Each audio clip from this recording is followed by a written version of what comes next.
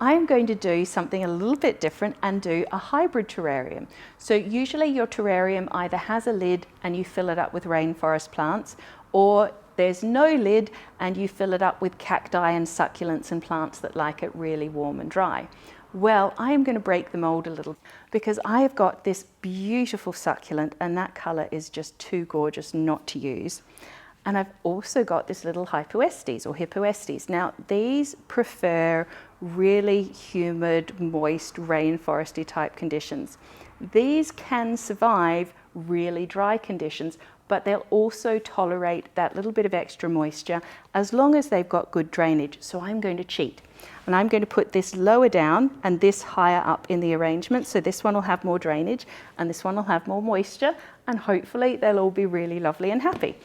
So we have got my gorgeous open terrarium. Now this is not going to have a lid on it, but as you can see, it does come up at the top. So there's a smaller opening at the top. So it's still creating that humid microclimate inside. So I am going to fill this up with compost, but again, we're looking for higher on one side and lower on the other. So I'm going to do that now.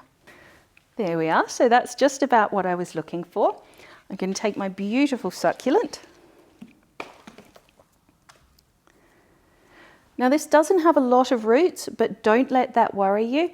These grow roots really readily, and we're actually going to go in sideways because that's how it's going to fit. There we are. So we've got that popped in on the higher ground there. And if you knock off any little of the leaves like that, don't panic. They are very fragile. That's actually part of this plant's survival strategy, because every one of those leaves that breaks off is capable of producing a whole new plant.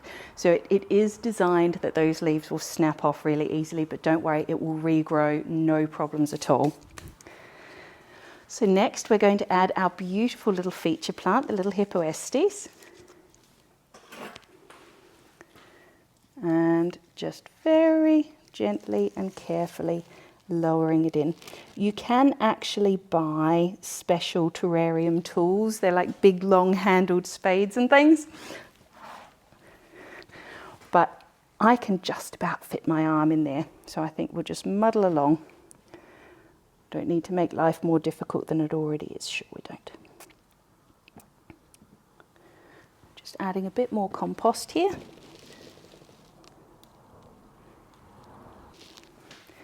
Oh, well, I really love that colour combination. That looks fantastic. There's a little bit of soil on the leaves there, but that's all right. That'll come off.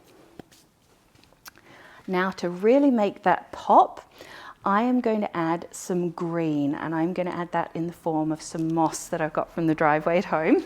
I just love a freebie. So if you live in a country that isn't as wet as we are here in Ireland, you maybe won't have moss growing freely.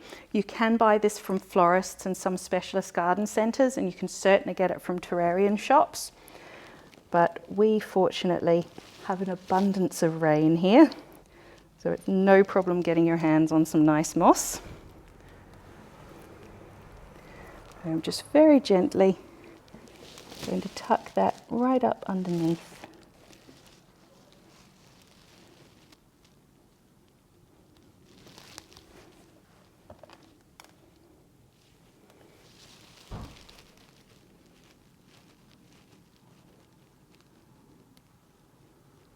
Fabulous. So there we have our beautiful little hybrid terrarium.